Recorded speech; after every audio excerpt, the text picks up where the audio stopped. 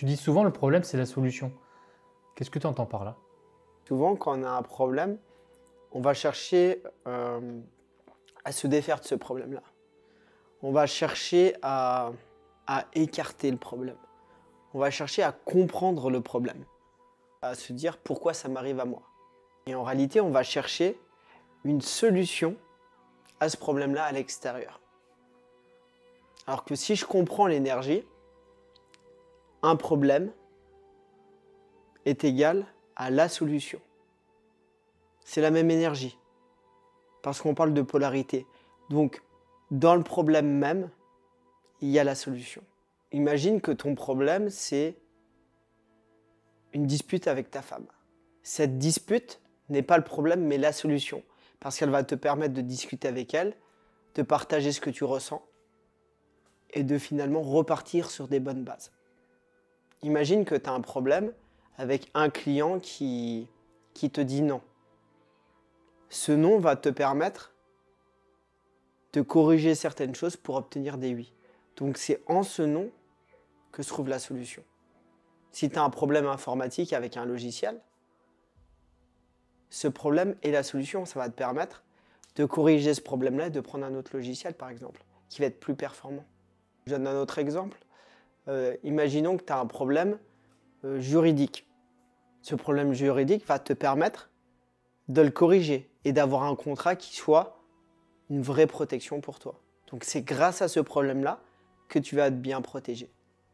Ce n'est pas une solution à l'extérieur, c'est de se poser la question, en quoi cette chose-là, ce qui m'arrive, n'est plus un problème, mais la solution. Et dès le moment où je me pose cette question-là, je vais voir des solutions apparaître. Et finalement, c'est un peu comme si je jouais avec la matière. Je vois un événement, je le considère comme un problème, et je vais décaler mon angle de vue. Donc je vais voir en ce problème-là une solution, je vais vibrer finalement la solution, et je vais l'obtenir à l'extérieur. Du coup, est-ce que c'est derrière les problèmes qu'on a les plus belles opportunités? Ouais, exactement. Derrière ton problème, ton plus gros problème, se trouvent les plus beaux cadeaux. Parce que si tu perçois un problème d'une situation, ça contient aussi la solution. C'est juste les deux facettes d'une même pièce. Par exemple, quelqu'un qui a une maladie, sa maladie il peut la considérer comme le problème, mais aussi comme la solution. C'est sa maladie qui lui permet de s'arrêter, qui lui permet de regarder ce qui est vraiment important pour lui, et ce qui lui permet finalement de faire ce qui l'inspire, de se choisir, d'honorer sa vie.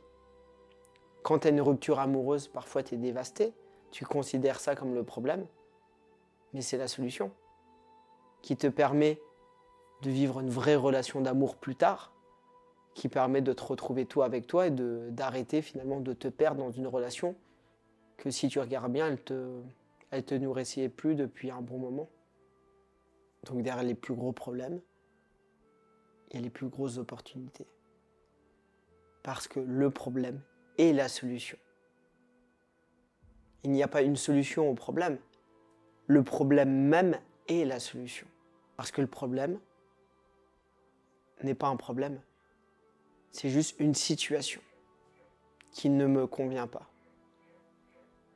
Et si je vois cette situation comme un problème, si je décale mon angle de vue, je peux voir aussi une solution. Je retourne juste la pièce. Et comment, quand personne ne croit en toi, que des fois même soi-même, on peut ne pas croire en soi, comment on peut créer cette opportunité, une opportunité à partir de cette situation? Je vais te donner un exemple. Imagine que tu veuilles te lancer dans une activité qui fait sens pour toi. Tu vas rencontrer une première personne qui va te dire, souvent ses proches, non, garde ton travail de salarié, c'est sécuritaire, tu ne devrais pas. Donc tu vas essayer de combattre contre ça. Tu vas te dire, c'est pas une opportunité, ça me freine. Par contre, si tu vas voir quelqu'un qui te dit, vas-y, fonce, regarde derrière les apparences.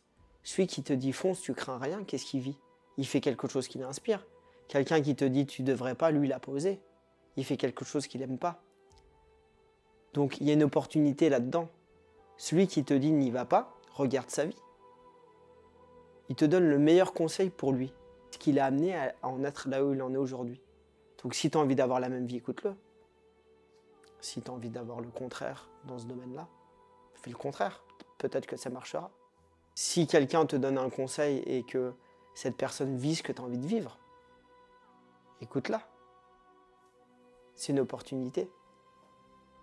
Donc avant, moi, je me disais, tiens, il faut que je m'écarte de ces personnes-là, je les considérais comme toxiques.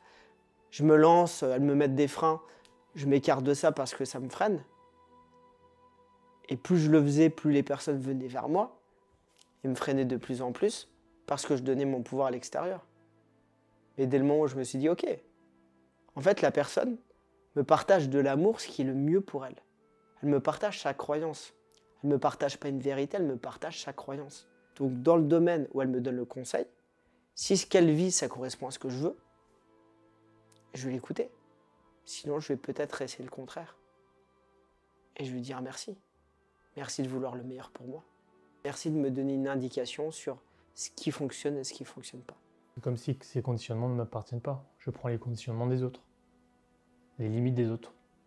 J'ai pas besoin de prendre sa limite. J'ai juste besoin d'amener de la conscience sur sa croyance. Amène sa réalité. Donc si sa réalité me correspond, je prends sa croyance. Si sa réalité ne me correspond pas, je peux prendre la croyance inverse. Je peux essayer en tout cas. Jamais je demanderai à quelqu'un comment éduquer mes enfants, ou j'écouterai ses conseils comment éduquer mes enfants, si ces enfants ont exactement le contraire de ce que je veux. Peut-être par contre que j'essayerai le contraire. Qu'est-ce qui fait que je donne du pouvoir à ça? Parce que moi-même, je doute de moi. Mais si j'arrête de donner mon pouvoir à l'extérieur, d'arrêter de faire des choses pour réussir, mais juste parce que ça me nourrit de me lancer là-dedans, j'ai rien à craindre. Je m'en fous de la vie des autres.